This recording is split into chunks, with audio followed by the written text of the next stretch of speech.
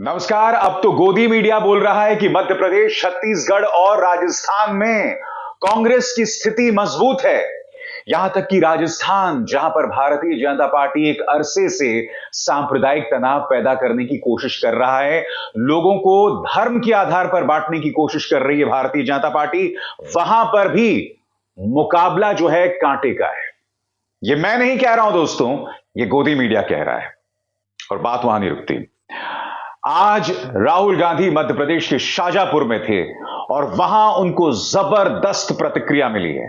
किस तरह से मध्य प्रदेश की चुनावी भूमि से, रणभूमि से राहुल गांधी ने शिवराज सिंह चौहान और प्रधानमंत्री नरेंद्र मोदी पर हमला बोला है कुछ देर बाद। मगर सबसे पहले वो खबर जिसका आपको इंतजार है, यानी कि अब गोदी मीडिया भी कह रहा है कि कांग्रेस जीत रही है या कम से कम मुकाबले में है, और यह अपने आप में बहुत अहम है दोस्तों। सबसे पहले मैं आपको बतलाना चाहूंगा राजस्थान, जहां पर कांग्रेस की हालत सबसे पतली है। जी हां, वहां पर सर्वे कराया गया था और वो सर्वे क्या कहता है आपके स्क्रीन पर। राजस्थान इलेक्शन सर्वे। राजस्थान में आसान नहीं भाजपा की राह। सर्वे में कांग्रेस ने चौंकाया, किसे कितनी सीटें। खबर क्या कहती है दोस्तों आपके स्क्रीन पर। इस नए सर्वे के अनुसार राजस्थान में अगर आज चुनाव कराए जाएं तो बीजेपी और कांग्रेस में कड़ी टक्कर नजर आ रही है। राजस्थान की 200 विधानसभा सीटों में से भाजपा को 95 से 105 सीटें मिलेंगी दोस्तों, और इसी सर्वे के मुताबिक कांग्रेस को मिलेंगी 91 से 101 सीटें। इसके अलावा अन्य की अगर बात करें तो उन्हें 3 से 6 सीटें। और मैं आपको बतला दूं, 2018 यानी कि 5 साल पहले जब चुनाव हुआ था तो उसमें भाजपा को 73 और कांग्रेस को 100 सीटें मिली थी। इसका अर्थ क्या हुआ कि कांग्रेस को कोई बहुत ज्यादा नुकसान नहीं हो रहा है राजस्थान में। और आपको कुछ चीजों पर गौर करना पड़ेगा। मैं आपको याद दिलाना चाहूंगा कि राजस्थान में बीजेपी और उसके सहयोगी संगठनों ने और गोदी मीडिया ने सांप्रदायिक तनाव पैदा किया था।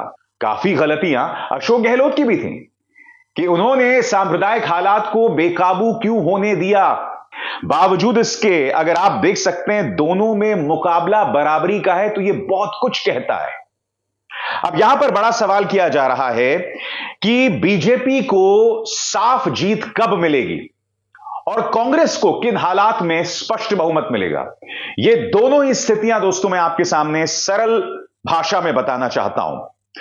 अगर भारतीय जनता पार्टी को लगता है कि उसे स्पष्ट बहुमत चाहिए क्योंकि वो बहुमत के बेहद करीब है, बराबरी का मुकाबला है बिल्कुल, तो बहुत जरूरी हो जाएगा कि वसुंधरा राजे सिंधिया को जिस तरह से हाशिए पर रखा जा रहा है, जिस तरह से केंद्रीय आलाकमान उनसे नाराज है, और ये ना भूलें सिर्फ 3 महीने का वक्त रह गया है, 3 महीने भी नहीं है।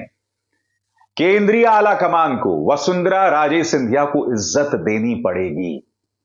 इस वक्त राजस्थान के अंदर भारतीय जनता पार्टी दो फाड़ है और इसी के चलते पार्टी की मुश्किलात हैं। क्योंकि अगर वसुंधरा राजे सिंधिया में केंद्रीय आलाकमान अपना विश्वास जतला देता है तो फिर वसुंधरा राजे सिंधिया और प्रधानमंत्री नरेंद्र मोदी की एकमुश्त ताकत मुकाबला कर पाएगी कांग्रेस से। मगर यह इतना आसान नहीं होगा, क्योंकि वसुंधरा राजे सिंधिया को चुनौती देने वाले भाजपा में कई नेता हैं जो उनसे नाराज हैं। वसुंधरा को मना लिया तो ये बाकी नाराज हो जाएंगे। ये दिक्कत है बीजेपी की। अब अगर कांग्रेस की बात की जाए तो अशोक गहलोत ने कई सामाजिक योजनाएं शुरू की हैं और इन सामाजिक योजनाओं का जमीन पर असर पड़ रहा है, बावजूद इसके कि 5 साल की एंटी इनकम्बेंसी है। मैं आपको बतला दूं दोस्तों, अगर इसी तरह से भाजपा दो फाड़ रहती है और वसुंधरा राजे सिंधिया नाराज बनी रहती हैं, कोप भवन में बनी रहती है, तो मुझे पूरा विश्वास है कि कांग्रेस को आसान बहुमत हासिल करने से कोई नहीं रोक सकता। क्योंकि हम यह ना भूलें दोस्तों कि राजस्थान एक ऐसा राज्य है जहां सांप्रदायिक तनाव बेतहाशा है। यह ना भूलें कि नुपुर शर्मा जो राजस्थान की रहने वाली हैं, पहले वो वैक्सीन वॉर के प्रमोशंस में या उसकी स्क्रीनिंग में बाहर आती हैं, फिर एक और धार्मिक आयोजन में वो दिखाई देती हैं। इसका अर्थ क्या हुआ दोस्तों? इसका अर्थ यह हुआ कि राजस्थान चुनाव आ रहा है और सांप्रदायिक तौर पर भड़काऊ एक नेता को भाजपा जमीन में उतारना चाह रही है। ये नुपुर शर्मा का सॉफ्ट लॉन्च है। मुझे थोड़ा सा भी शक नहीं है दोस्तों कि नुपुर शर्मा का इस्तेमाल भारतीय जनता पार्टी चुनावों में करेगी। अभी किस तरह से करेगी हमें इंतजार करना पड़ेगा। तो ये तो रही दोस्तों राजस्थान की बात। अब मैं आपके सामने बतलाने वाला हूं दोस्तों कि मध्य प्रदेश में क्या हालात है। मध्य प्रदेश में देखिए, एमपी में ग्वालियर चंबल से लेकर मालवा तक कांग्रेस की बल्ले बल्ले। जानिए बीजेपी का क्या है हाल।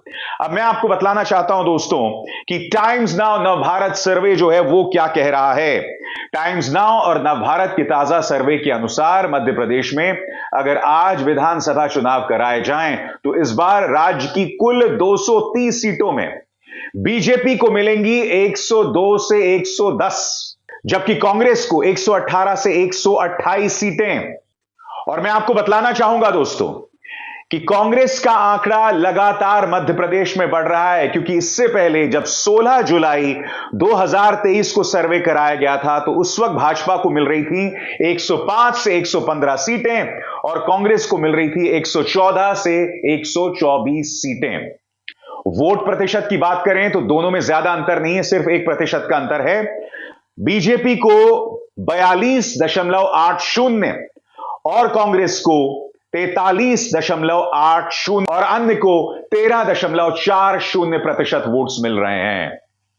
कहने को सिर्फ 1% का अंतर है दोस्तों, मगर यह अंतर बहुत मायने रखता है। और मैं आपको बतलाना चाहूंगा कि भाजपा को सबसे ज्यादा मुश्किल का सामना करना पड़ रहा है ज्योतिरादित्य सिंधिया के गढ़ में। जी हां, चंबल और मालवा जो है इलाका, वहां पर उन्हें मुश्किलात का सामना करना पड़ रहा है। आपके सामने इस सर्वे को अगर क्षेत्रवार देखें तो ग्वालियर चंबल से लेकर मालवा क्षेत्र की 66 सीटों में से बीजेपी को मिल रही हैं 20 से 24, मगर कांग्रेस को 41 से 45 सीटें मिल रही हैं। उसी तरह से ज्योतिरादित्य सिंधिया के गढ़ यानी ग्वालियर चंबल की बात की जाए तो वहां पर भाजपा की हालत बहुत खराब है। कुल 34 सीटें हैं ग्वालियर चंबल के इलाके में, यहां भाजपा को सिर्फ 4 से 8 सीटें और कांग्रेस को 26 से 30 सीटें मिल रही हैं। यानी कि ज्योतिरादित्य सिंधिया अब भाजपा के लिए एक बहुत बड़े सिरदर्द का सबब बन गए हैं।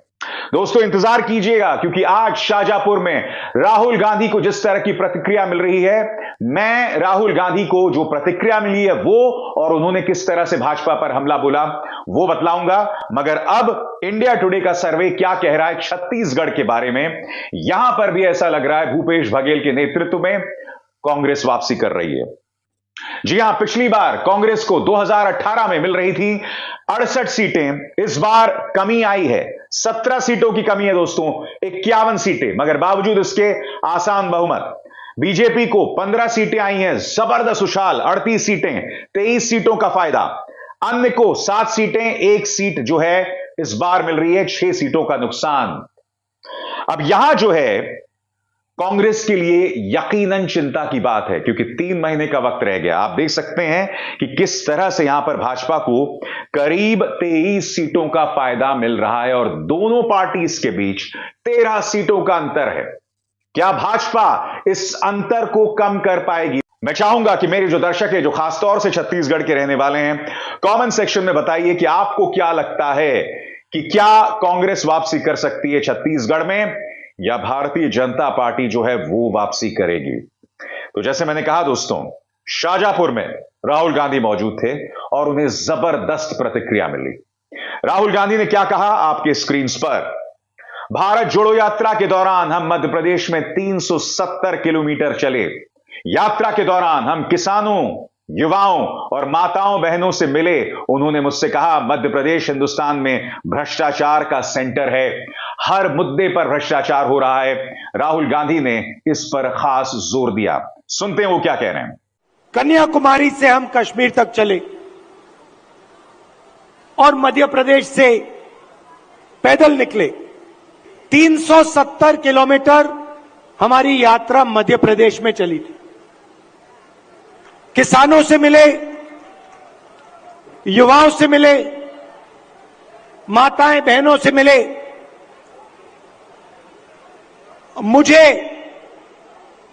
सिर्फ 2-3 बातें कही।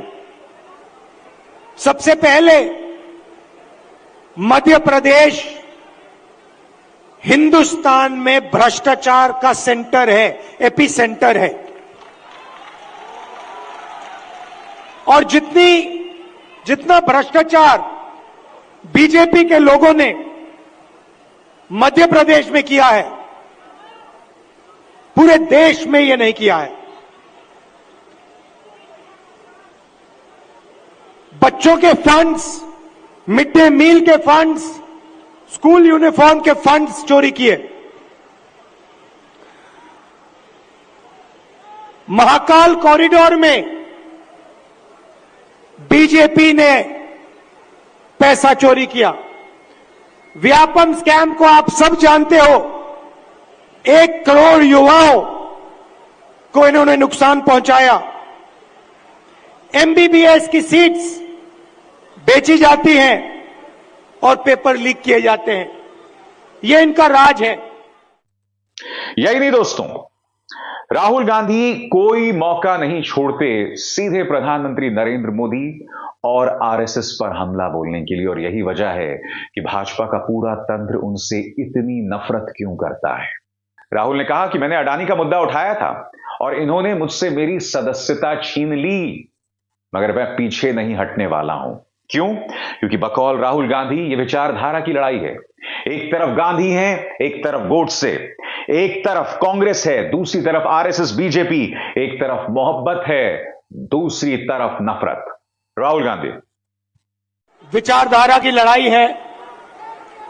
एक तरफ कांग्रेस पार्टी, दूसरी तरफ आरएसएस और बीजेपी। एक तरफ गांधी जी, दूसरे तरफ गोडसे। एक तरफ नफरत और हिंसा, अहंकार, और दूसरी तरफ मोहब्बत, आदर, भाईचारा। अब देखिए, जहां भी ये जाते हैं नफरत फैलाते हैं,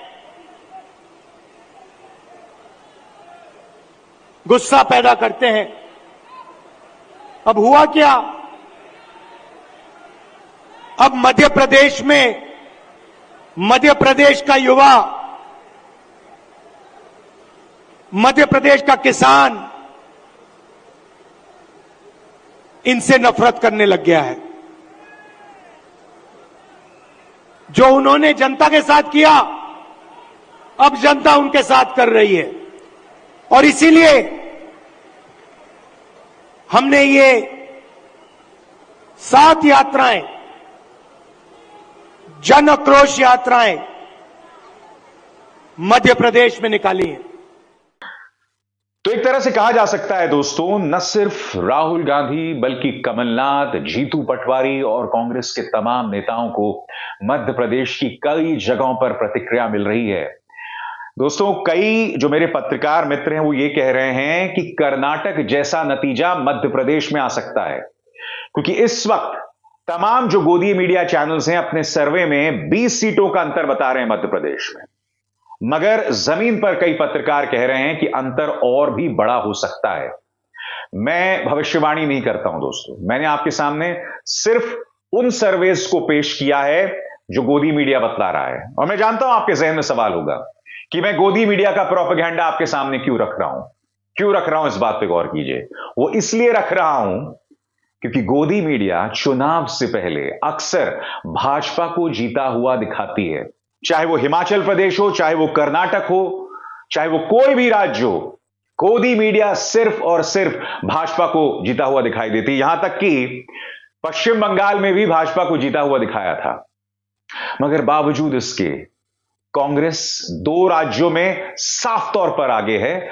और राजस्थान, जहां उसकी हालत इतनी कमजोर है, वहां पर वो 1 या 2 सीटों से पीछे है। और राजस्थान में भाजपा में जबरदस्त सिर फुटबॉल चल रहा है। बड़ा सवाल, अगर गोदी मीडिया यह तस्वीर आपके सामने रख रहा है तो सोचिएगा जमीन पर स्थिति क्या होगी। बहरहाल जो भी स्थिति होती है दोस्तों, उसका एनालिसिस मैं अपने मंच पर आप तक लगातार पहुंचाता रहूंगा।